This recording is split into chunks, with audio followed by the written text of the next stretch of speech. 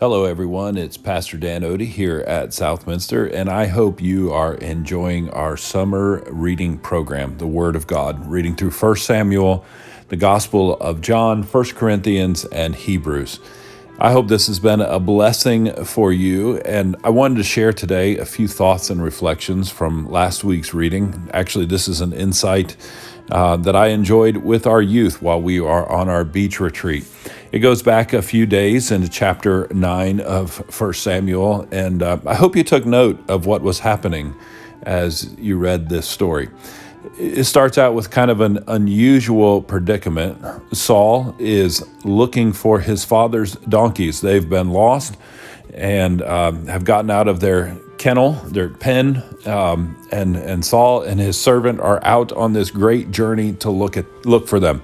Now, one thing we want to remember in this particular story is that livestock in that day were effectively currency. People couldn't go to the grocery store and just pick up food and meat, things to eat. So you grew your own food. They were highly valuable. Livestock were incredibly valuable, and donkeys especially were work animals around the homestead.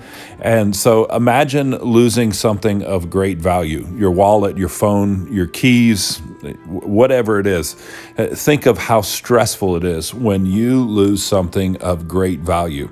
And so Saul and his servant go on this long journey. They are looking for this lost herd of donkey, this tremendous value for them and for their family.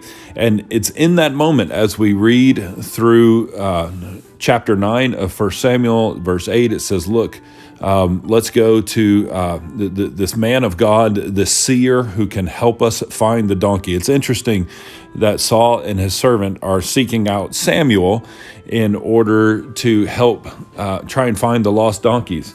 And then we see in verse 17 of 1 Samuel 9, it says, when Samuel caught sight of Saul, the Lord said to Samuel, this is the one I spoke to you about. He will govern my people. And that is when the Lord tells Samuel that Saul would become the first king of Israel.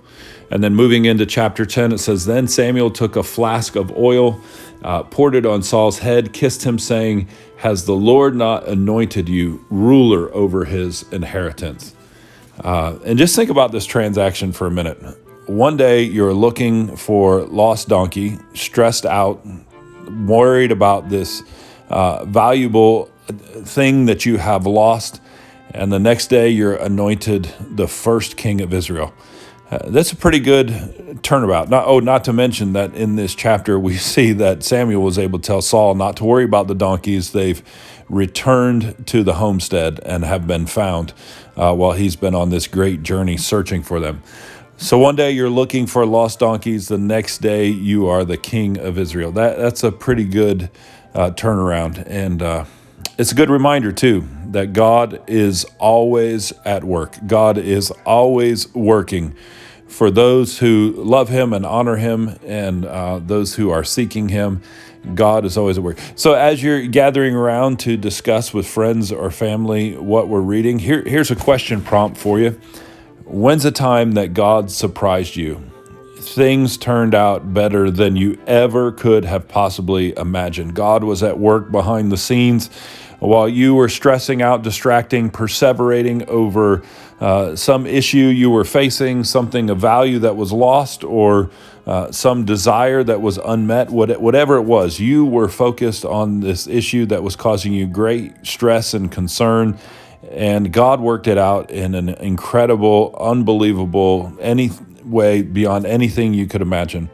It's a pretty incredible story. And just a reminder that we should never give up because God is always working. I hope you're enjoying our daily reading, and I hope you have a blessed day.